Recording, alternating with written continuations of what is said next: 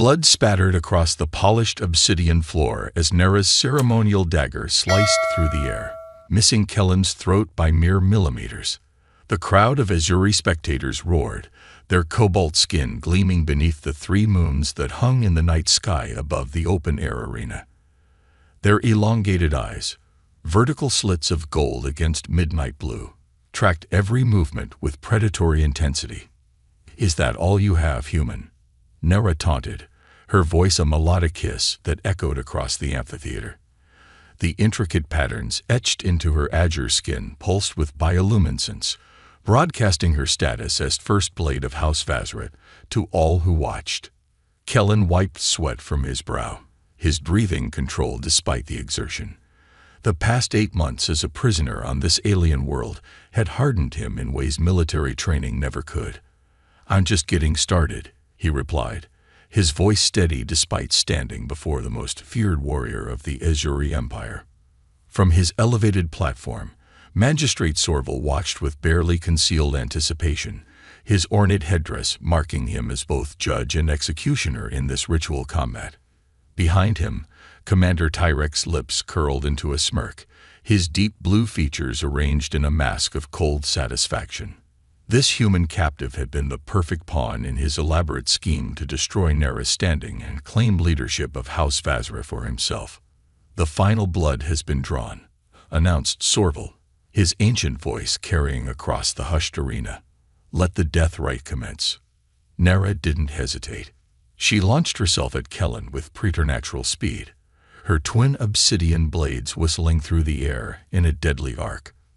The Azuri way of combat was beautiful and terrible, a fluid dance of overwhelming force designed to shatter an opponent's defenses within moments. But Kellen didn't fight like an Azuri. Instead of meeting her head-on as expected, he dropped and rolled, sending a cloud of crimson sand into the air. Nera's blades cut through empty space where his chest had been a heartbeat before. The crowd murmured in confusion.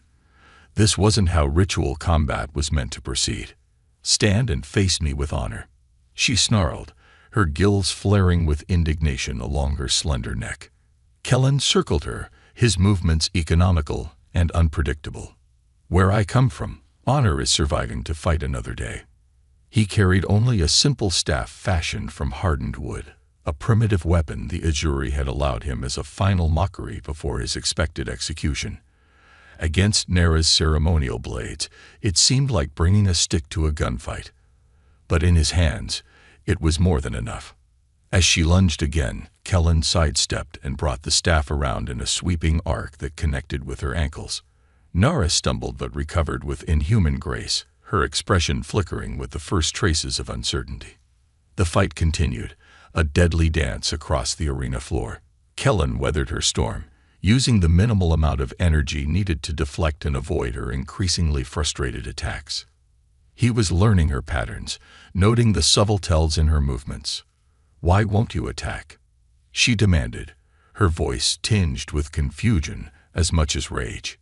"I'm not here to kill you," Kellen replied, ducking beneath another slash of her blade. The words were blasphemy in the Azura combat arena. The purpose of ritual combat was death, either the challengers or the challenged. There was no middle ground, no mercy. Commander Tyrek leaned forward on his gilded seat, his expression darkening. This wasn't proceeding as planned. The human was supposed to die quickly, cementing Nera's reputation for ruthlessness and setting the stage for Tyrek's political maneuvering. Instead, the outsider was making her look ineffective before the entire council. Nera charged again, her movements becoming less disciplined, more desperate. Kellen recognized the opening he'd been waiting for. As she committed to a powerful thrust, he pivoted and used her momentum against her. His staff connected with her wrist, sending one blade flying across the arena floor. The crowd gasped collectively. No one had ever disarmed the first blade in combat. Seizing the moment of shock, Kellen swept her legs from under her and followed her down. Before she could recover, he pinned her to the ground, his knee on her chest, the end of his staff pressed against her throat. Silence fell over the arena. Absolute, stunned silence. Nera's golden eyes widened with disbelief and horror. Defeat was unthinkable. Death was preferable to the shame that would follow. "Finish it," she whispered, her voice barely audible. "Take your victory." Magistrate Sorval rose from his seat, his ancient voice heavy with ceremony. "The challenger has been bested. By the ancient laws of the Azzurri, her life is forfeit." He turned to Kellen. "Human, claim your victory. The blood of the first blade will bring you great honor among our people." Kellen looked down at Nera, seeing not just defeat in those alien eyes, but the political machinations that had brought them both to this moment. From the corner of his eye, he caught the satisfied expression on Commander Tyrek's face. This had never been about honor. It had been about power. "There is another option," Kellen said, his voice carrying across the arena. "I invoke the right of claiming." Murmurs erupted throughout the crowd, swelling into shouts of outrage and disbelief. Magistrate Sorval's expression hardened. "You would invoke this ancient and seldom used law?" "I would," Kellen confirmed, maintaining his position over Nera, whose body had gone rigid beneath him. "No," she hissed, her voice strangled with horror. "Death before dishonor." The right of claiming was older than the ritual combat itself, a primitive law from the Azzurri's tribal past that allowed a victor to claim ownership of the defeated rather than take their life. It was considered barbaric, a relic from a less civilized age, and had not been invoked in living memory. "You would shame this warrior rather than grant her an honorable death?" Sorval asked, his tone incredulous. "I would spare her life," Kellen corrected. "I claim Nera of House Vazra by the ancient right." Tyrek was on his feet now, his face contorted with rage. "This is an outrage. The human makes a mockery of our sacred traditions." But the law was absolute. Sorval, bound by the very codes he upheld, had no choice. He brought down his ceremonial staff with a resonant boom that echoed through the arena. "So be it. By the ancient laws, Nera of House Vazra is now bound to the human Kellen. Her rank, her title, her very identity are forfeit. She belongs to the victor, to serve in all ways as he commands." Ceremonial guards approached and began the ritual stripping of Nera's armor and insignia. Piece by piece, they removed not just her protection, but her identity. The intricate silver bands that marked her as First Blade were cut from her arms. The sacred tattoos that recorded her victories were covered with white clay, the mark of the claimed. Through it all, Nera maintained a stoic silence, her posture rigid with dignity even as her world collapsed around her. Only once did her gaze meet Kellen's, and in that moment he saw not gratitude but a promise of pure, unadulterated hatred. As the guards led her away toward the victor's chambers that would now be her prison, Kellen caught a glimpse of Tyrek's face. The commander was no longer in rage. Instead, a calculating smile played at the corners of his mouth. This wasn't the outcome he had planned, but perhaps it was even better. The humiliation of being claimed by a human was far more destructive to Nera's honor than a clean death would have been. Tyrek's path to power was clearer than ever. What none of them realized was that Kellen's claim had been driven not by desire for power or possession, but by a desperate attempt to survive a game whose rules he was only beginning to understand. The quarters assigned to Kellen as victor were opulent by any standard, a stark contrast to the sterile cell he'd occupied since his capture. Intricate carvings spiraled up the crystalline walls, and fine textiles in deep greens and purples draped over furniture carved from a material that resembled polished obsidian. Nera stood in the center of the chamber, her posture as rigid and unyielding as the statues that lined the corridor outside. The simple white tunic she now wore, the garment of the claimed, did nothing to diminish her formidable presence. Her hands were clenched into fists at her sides, and her golden eyes tracked his every movement with predatory intensity. 2 guards stood watch outside the sealed door. They were alone. "This is not what I wanted," Kellen said quietly, his voice barely carrying across the vast room. Nera's laugh was a sharp, brittle sound. "Did you think your mercy would earn you gratitude, human?" She spat the word as if it were poison. "You have taken everything from me. My rank, my house, my honor. Death would have been a kindness. And exactly what Commander Tyrek wanted, Kellen replied. Her eyes narrowed. Do not presume to understand our politics. I understand a setup when I see one. Kellen moved to a low table where a carafe of some pale blue liquid had been left. I saw his face when you challenged me. I saw it again when I defeated you. You know nothing of Commander Tyrek or House Vazra, she hissed. I know he orchestrated your challenge, Kellen said, pouring the liquid into 2 crystalline cups. I know he expected you to kill me easily, cementing your reputation for ruthlessness. Or perhaps he hoped I'd prove more difficult than anticipated, damaging your standing. Either way, he wins. He offered her one of the cups. What I don't know is why. Nera stared at the offered drink with contempt, but did not take it. Our houses have been rivals for generations. My recent appointment as First Blade threatened his influence on the council. So he used me as a weapon against you, Kellen said, setting her untouched cup down. And now we're both pawns in his game. As night fell outside, casting long shadows across the chamber, an unspoken understanding passed between them. By Azuri law, their relationship was now absolute. She was bound to attend to his every need, including the most intimate. It was a power Kellen never wanted, a weapon of humiliation he was now expected to wield. Nera approached him slowly, her movements stiff with resignation. Let us complete the claiming ritual and be done with it, she said, her voice hollow. The law must be fulfilled. Kellen stepped back.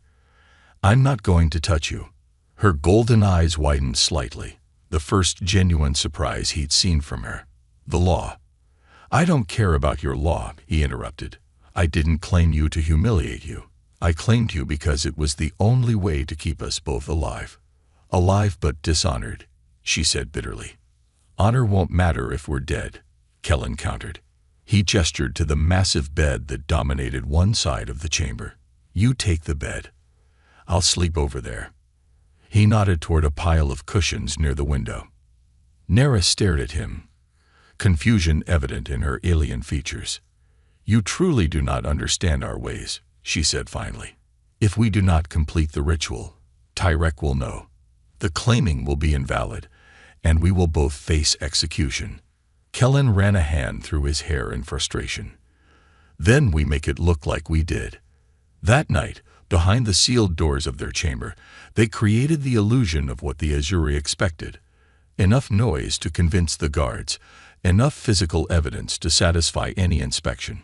It was a cold, calculated deception, the first of many they would craft together.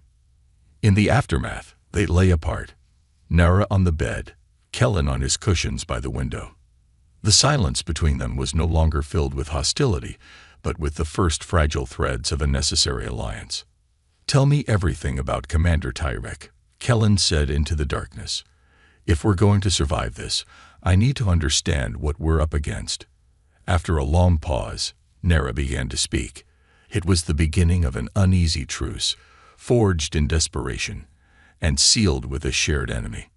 Days melded into weeks, and a strange rhythm developed between them. By day, Nera maintained the role of the claimed, moving through the palace with downcast eyes, attending to Kellen's needs with efficient coldness. It was a performance for the watchful eyes of Tyrek's spies, who seemed to lurk in every shadow. But within their chambers, roles reversed. Nera became the teacher, educating Kellen in the intricate web of Azuri politics, the complex relationships between the houses, and the subtle language of their courtly gestures. House Vazra and House Kyrish have been rivals since the Third Lunar Accord, she explained one evening, using small colored stones to represent the major political players on a makeshift map.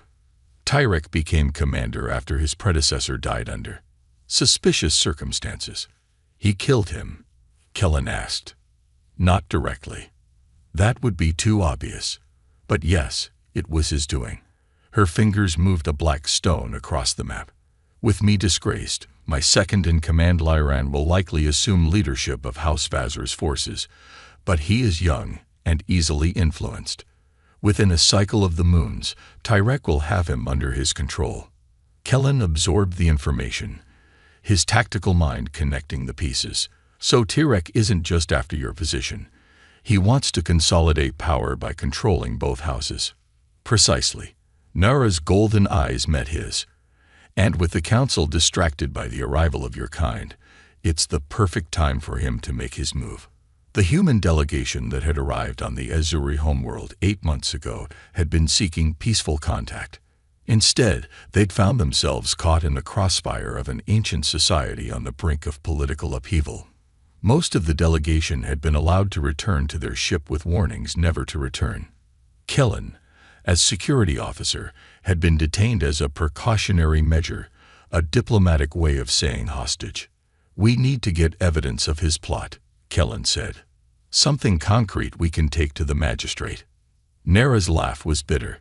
Sorval is old and set in his ways. He would never take the word of a disgraced warrior and a human captive over that of Commander Tyrek. "Then we need leverage," Kellen replied. "Something Tyrek wants badly enough to negotiate."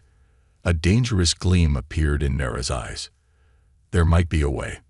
Their days of strategy were paired with nights of a different kind of education. Kellen began teaching Nara to fight like a human, unpredictable, adaptable, and free from the rigid forms that had defined her training. "Your combat techniques are beautiful," he told her as they sparred in the confines of their chamber, furniture pushed to the walls.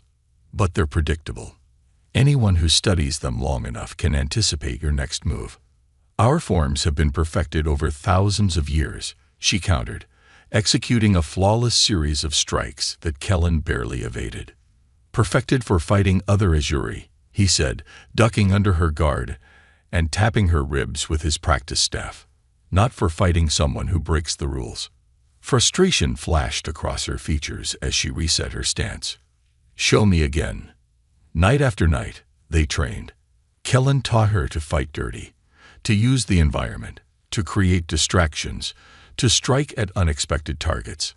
In turn, she helped him refine his understanding of Azuri physiology, identifying vulnerable points that would never be targeted in honorable combat. Their sparring was intense and physical, bodies in constant contact as they grappled and countered. More than once, a session ended with them breathless and tangled on the floor, the line between combat and something else blurring dangerously. One night, after a particularly grueling practice where Nara had finally managed to pin Kellen using his own techniques against him, they lay side by side on the practice mats, catching their breath.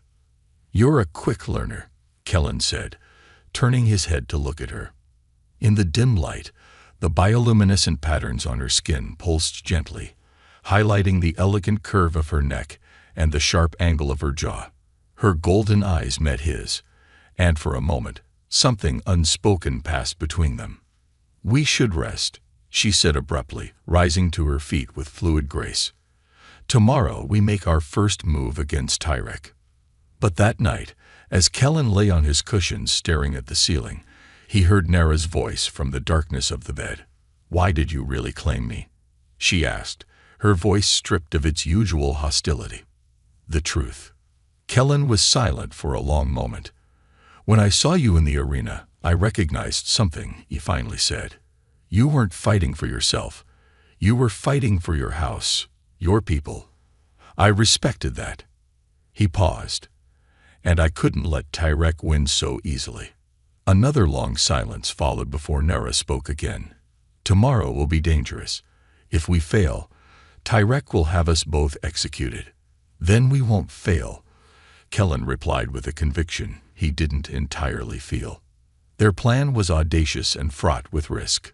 Through Nara's few remaining loyal contacts, they had learned of a secure vault in Tyrek's private quarters where he kept evidence of his various machinations, including, they hoped, proof of his plot against Nara.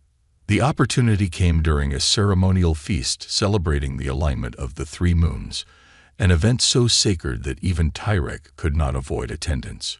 With most of the palace's attention focused on the Grand Hall, Kellen and Nara made their move. Using the knowledge of the palace layout that Nara had meticulously drawn for him, Kellen navigated through the less traveled corridors. Nara could not accompany him, Her presence would immediately raise alarms, so she remained at the feast, positioned to create a diversion if necessary. The passages were dimly lit by bioluminescent fungi that grew along the crystalline walls, casting eerie blue shadows as Kellen moved silently toward Tyrek's quarters. The guard rotation patterns Nera had memorized proved accurate, allowing him to slip past the sparse security with relative ease.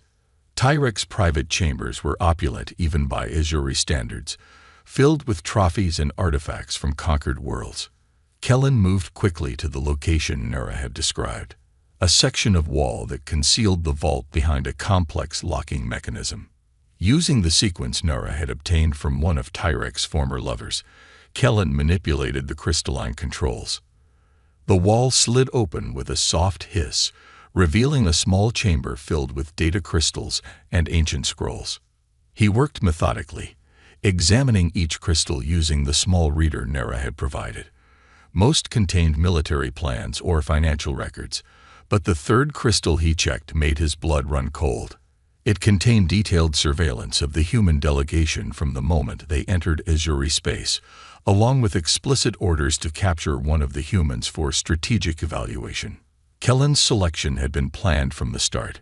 Tyrek had identified him as having the highest potential combat value based on his service record.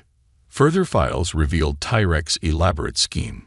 He had manipulated events to ensure Nera would challenge Kellen, believing her skilled enough to defeat him, but arrogant enough to underestimate him. The fight was meant to be close enough to damage her reputation, regardless of the outcome. If she won too easily, Tyrek had contingency plans to accuse her of orchestrating a mockery of sacred combat traditions. Kellen was downloading the evidence when he heard voices approaching. He quickly pocketed the crystal and sealed the vault, ducking behind a massive sculptural piece as the door slid open. Two guards entered, followed by a figure Kellen recognized from Nera's descriptions. Lyran, Nera's former second-in-command, now acting leader of House Vazra's forces. Commander Tyrek wishes the preparations to be complete before the third moon reaches apex, one guard said, moving to a cabinet and removing a ceremonial weapon. The human will not expect challenge so soon after claiming Nera, Lyran replied, his voice carrying the musical quality of all Azuri speech. It will be a simple matter to provoke him into accepting. And when he falls? The guard asked. Lyran's expression hardened. Then both House Vazra and House Kyresh will stand united under Commander Tyrek's guidance. The council will have no choice but to accept his leadership. The revelation hit Kellen like a physical blow. Tyrek wasn't finished with his machinations. He was planning to have Lyran challenge Kellen, knowing that without Nera's extensive training in Azura combat traditions, Kellen would likely lose. With both Kellen and Nera eliminated, Tyrek's path to power would be clear. Kellen remained motionless until the three Azuri left, then made his way back through the palace corridors with renewed urgency. He needed to reach Nera and warn her of the imminent threat. When he finally returned to their chambers, he found Nera already there, her face tense with anxiety. Tyrek noticed my absence from the feast, she said without preamble. He's suspicious. It's worse than that, Kellen replied, producing the data crystal. He's planning to have Lyran challenge me tomorrow. As they reviewed the evidence together, Nera's expression grew increasingly grim. This goes beyond me or you, she said finally. Tyrek is planning to centralize power in a way that hasn't been seen since the Warring Houses period. It would destroy the balance that has kept our society stable for generations. We need to take this to someone who can stop him, Kellen said. Nera was silent for a long moment, her golden eyes troubled. There is only one with enough authority and respect to challenge Tyrek openly, Elder Kova of the Sacred Temple. She stands outside the house system and is beyond reproach. Can we reach her? Not easily.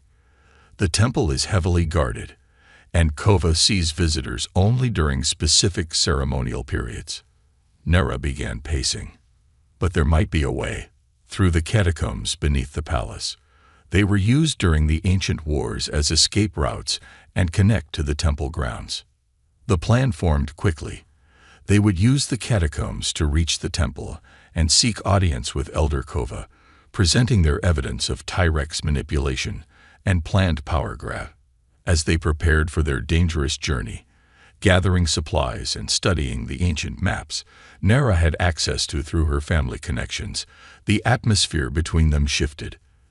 The urgency of their situation and the trust that had gradually built over weeks of alliance crystallized into something more profound. That night, as they completed their preparations, Nara approached Kellen. She wore not the white tunic of the claimed but her own simple sleepwear, her bioluminescent patterns glowing softly in the dimness. "If we fail tomorrow," she said, her voice low and intense, "we will both likely die." Kellen nodded, understanding the weight of her words. "In my culture, warriors face death with clarity," she continued. "We leave nothing unsaid, nothing undone." She stepped closer, close enough that he could feel the coolness radiating from her blue skin. "The ritual we have been pretending to perform. I would know the truth of it before I die." Kellen's breath caught. "Nara, not out of obligation," she interrupted, "not because of your claim or our laws." Her golden eyes held his fierce and vulnerable at once. "Because I choose it." The distance between them closed, not as victor and vanquished, not as reluctant allies, but as equals drawn together in the face of danger and death. Their first true kiss was tentative, an exploration of alien textures and sensations, but it quickly deepened into something urgent and consuming. What followed was nothing like the cold, mechanical performance they had enacted to satisfy Ajuri law. It was a genuine discovery of each other, a mapping of unfamiliar terrain with increasing confidence and wonder. The bioluminescent patterns on Nara's skin brightened and pulsed with her mounting pleasure, casting the chamber in waves of ethereal blue light. In those hours, the barriers between human and Ajuri dissolved, replaced by a connection that transcended species and circumstance. They found unexpected compatibility in their differences, new pleasures in the alien architecture of each other's bodies. Afterward, they lay entwined on the bed they had previously shared only in pretense. Nara's head rested on Kellen's chest, her silver-white hair spread across his skin. "In the arena," she said quietly, "when you had me at your mercy, did you know then that it would come to this?" Kellen traced the luminous patterns along her shoulder. "I knew only that I couldn't let you die." She raised herself on one elbow to look at him, her expression solemn. "Tomorrow, when we face Tyrek, I will not make the same mistake I made in the arena. I will not fight with honor against one who has none." Kellen nodded, understanding the significance of her words. "We'll do whatever it takes to survive." In the soft glow of her bioluminescence, they sealed this pact with another kiss. No longer enemies or even allies, but something there was no word for in either of their languages. The catacombs beneath the palace were ancient and treacherous, a maze of crystalline tunnels illuminated only by patches of phosphorescent fungi. Nara led the way, her natural bioluminescence providing additional light as they navigated the twisting passages. "These tunnels predate the unification of the houses," she explained in a hushed voice. "My ancestors used them during the Blood Wars to launch surprise attacks on rival strongholds." Kellen followed closely, alert for any signs of pursuit. They had left their chambers before dawn, leaving a false trail to suggest they had fled toward the spaceport. It would buy them time, but not much. Tyrek's forces would realize the deception soon enough. The air grew increasingly cold and damp as they descended deeper into the labyrinth. Strange echoes occasionally reached them, distant dripping water, the scuttling of unseen creatures, and sometimes what sounded like whispers in the darkness. "We're not alone down here," Kellen observed quietly after one such sound. Nara nodded grimly. "The lower levels are home to the unwanted, Ajuri born with physical deformities or without bioluminescence. They are considered ill omens and banished from society." "Your people exile their own children?" Kellen asked, disturbed by the revelation. "An ancient practice I never agreed with," Nara replied, her tone making it clear she considered the topic closed. They continued in silence, the passages gradually narrowing until they were forced to proceed in single file. The walls here were rougher, unworked stone, rather than the polished crystal of the upper levels. "We're beyond the palace boundaries now," Nara whispered. "The temple district is." She froze suddenly, raising a hand in warning. Ahead, barely visible in the gloom, several figures blocked their path. As they drew closer, Helen could make out the forms of Azuri, but unlike any he had seen before. Their skin was pale, almost white, with no signs of bioluminescence. Their eyes were larger, adapted to the darkness, and they carried crude but effective-looking weapons. "Highborn," one of them hissed, the Azuri word twisted by an unusual accent. "You are far from your crystal towers." Nara stepped forward, her posture confident but non-threatening. "We seek passage to the temple. We mean no harm to the unwanted." The leader of the group studied her, his pale eyes widening slightly as he recognized her face. "The first blade," he said. "We heard you were claimed by a human." His gaze shifted to Kellen. "Yet here you both are, neither master nor slave, it seems." "We have evidence of corruption that threatens all Azuri," Nara replied, "including the unwanted. Commander Tyrek plans to consolidate power in a way that hasn't been seen since the Warring Houses period." Murmurs ran through the group at the mention of Tyrek's name. "The commander's forces have been increasing their patrols of the upper catacombs," the leader said.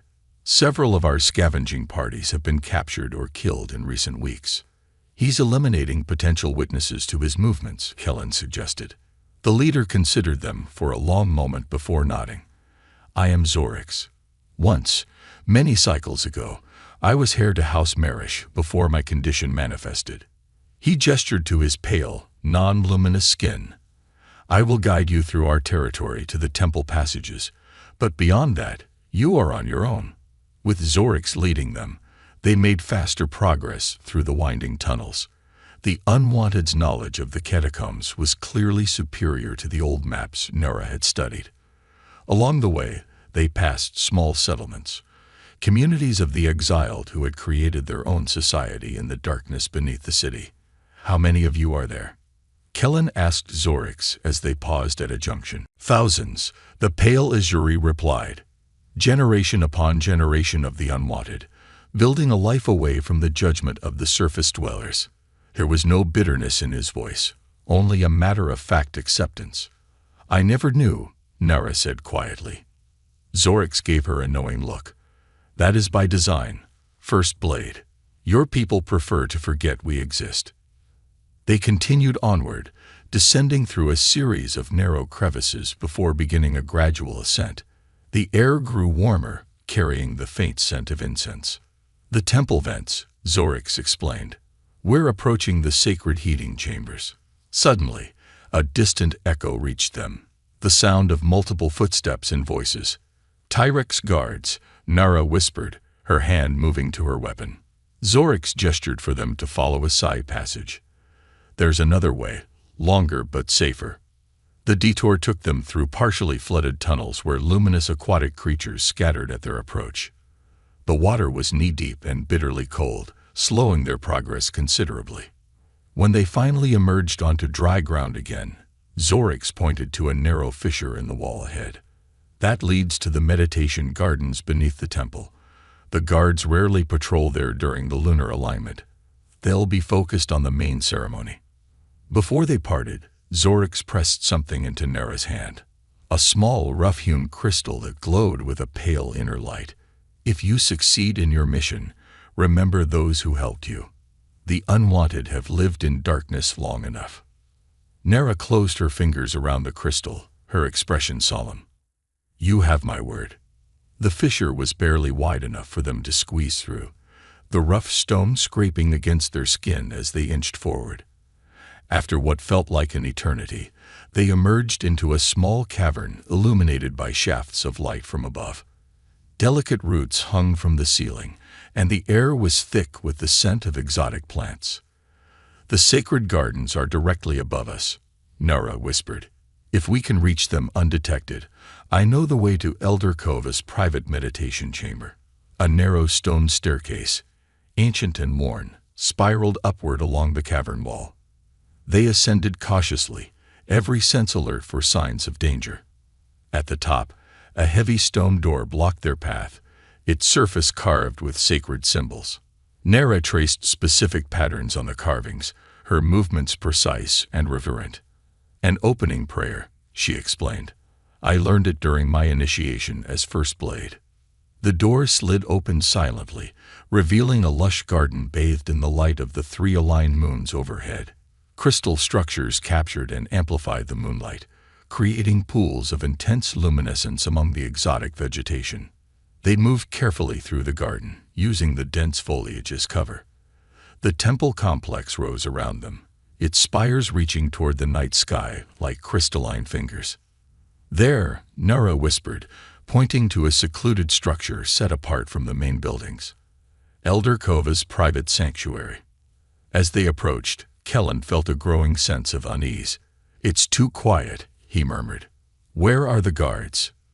They reached the entrance to the sanctuary, an arched doorway framed by luminous vines, and found it unguarded.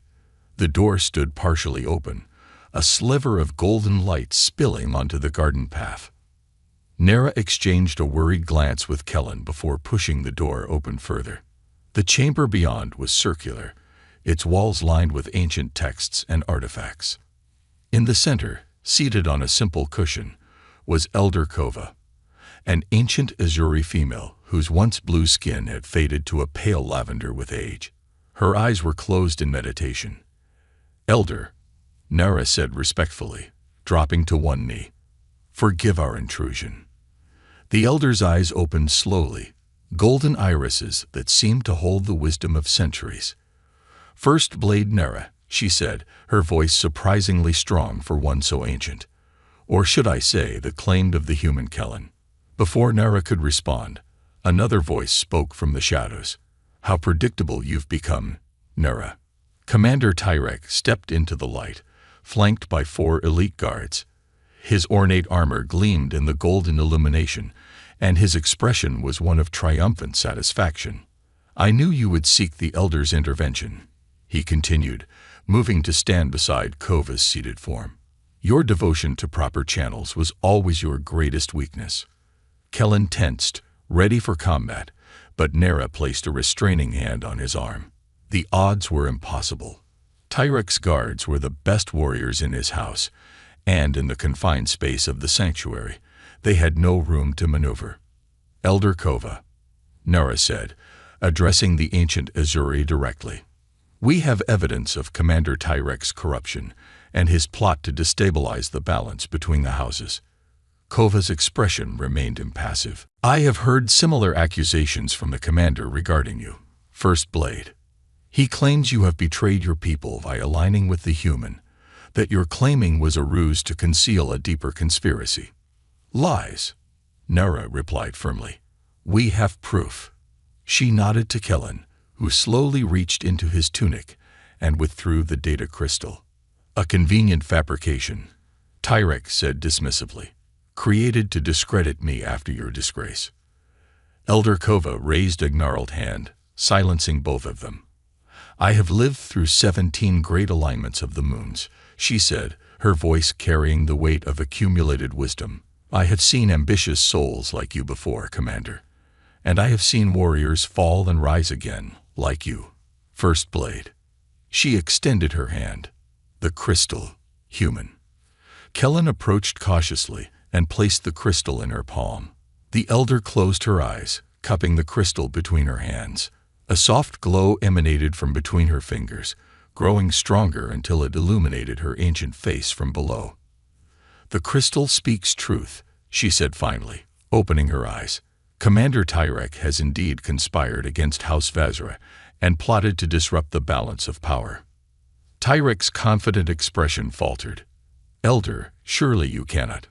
Silence, Kava commanded, her voice suddenly powerful enough to make the crystal artifacts around them resonate. I have seen enough deception to last several lifetimes, Commander. She turned her golden gaze to the guards. Take Commander Tyrek into custody, He will face the Council of Houses for his crimes. For a moment, it seemed the guards might hesitate. They were, after all, Tyrek's own elite warriors. But the authority of an elder was absolute in Azuri culture. One by one, they moved to surround Tyrek. The commander's face contorted with rage. "You fools," he snarled. "Do you think this ends with me? The old ways are dying. The balance of houses has kept us weak, divided. United under one leadership, we could expand beyond this world, challenge even the humans for dominance of the stars. And that is precisely why you must be stopped," Elder Kova said calmly. "Your ambition blinds you to the wisdom of our traditions." As the guards moved to restrain him, Tyrek made one desperate lunge toward Nera.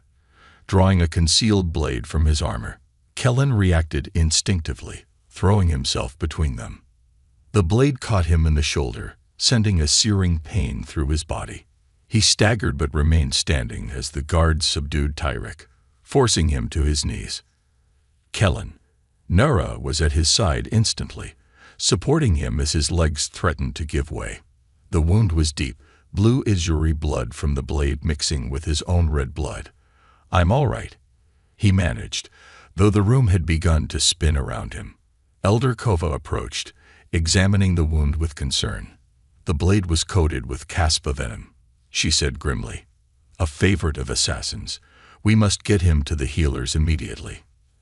As darkness began to encroach on the edges of his vision, Kellen heard Nera's voice, fierce and determined. "Don't you dare die, human. That's an order." His last conscious thought was that it was the first time he'd heard real fear in her voice. Kellen drifted in and out of consciousness for what felt like an eternity. Fever dreams plagued him. Visions of the arena, of Tyrek's triumphant face, of Nera falling beneath a barrage of blades. Sometimes he thought he felt a cool hand on his forehead, heard a familiar voice urging him to fight, to return. When he finally opened his eyes fully, he found himself in an unfamiliar chamber. Sunlight streamed through crystal windows, casting rainbow patterns across the walls. The air smelled of unfamiliar herbs and minerals. "Welcome back to the living, human." Nera sat beside his bed, her expression a mixture of relief and lingering concern. She wore not the white tunic of the claimed, nor her warrior's armor, but formal robes of deep blue trimmed with silver, the colors of House Vazra. "How long?" he asked, his voice rough from disuse. "3 cycles of the moons," she replied. "The venom nearly claimed you." Kellen tried to sit up but found his body frustratingly weak. Nara moved to assist him, adjusting cushions behind his back. "Tyrek?" he asked once he was settled. Facing judgment before the Council of Houses, his crimes were more extensive than even we realized. A grim satisfaction colored her voice. The evidence on that crystal implicated several minor house leaders as well. The council has been in upheaval for weeks. Kellen studied her formal attire. "And you? You're wearing your house colors again." A small smile curved her lips. Elder Kova declared the claiming null and void, given the circumstances. "I have been reinstated as First Blade of House Vazra." Relief flooded through him, followed quickly by an unexpected pang of loss. With her status restored, the forced intimacy of their arrangement was ended. They were no longer bound to each other by Azuri law. "That's good," he said, struggling to keep his tone neutral. "You deserve to have your honor restored." Nera's golden eyes held his for a long moment. "There is more," she said finally. "The council has been deliberating on the status of human-Azuri relations. Your actions, saving my life, helping to expose Tyrek's plot, risking yourself to protect Elder Kova, have created an unexpected opportunity." "What kind of opportunity?" "A diplomatic one. The human delegation has been invited to return. Preliminary discussions for a formal alliance between our peoples have begun." She hesitated before adding, "They will need someone who understands both cultures to help navigate the complexities." Kellen absorbed this information slowly. "So I'm to be released, sent back to my people as a gesture of goodwill." "If that is what you wish," Nera replied carefully. Something in her tone made him look at her more closely. There was an uncertainty in her posture that he had never seen before, even in their most desperate moments. "And if it isn't what I wish?" he asked quietly. Nera rose and moved to the window, her back to him. "Elder Kova has offered you a position as special advisor to the Council on Human Affairs. You would remain here, on Azuri, as an honored guest rather than a captive." She turned to face him. "If you chose to accept." The unspoken question hung in the air between them. With her honor restored and his freedom granted, what remained of the connection they had forged in adversity? "And what does the first blade of House Vazra think of this proposal?" Kellen asked. Nera approached the bed again, her movements deliberate. She sat on the edge, closer than necessary for conversation. "The First Blade believes it would be strategically advantageous to have someone with your unique perspective advising the Council," she said formally. "And Nara?" he pressed. "What does she think?" The formal mask slipped, revealing the woman beneath the title. "Nara would find it difficult if you chose to leave." Kellen reached for her hand, entwining his fingers with hers. Her skin was cool against his, the faint pulse of bioluminescence visible even in the sunlit room. "I didn't survive Caspa venom just to leave now," he said softly. The tension visibly drained from her shoulders. "Then you'll stay." "I'll stay," he confirmed, "though I have to warn you. Humans are notoriously difficult to get rid of once they decide to stick around." A rare, genuine smile transformed her face.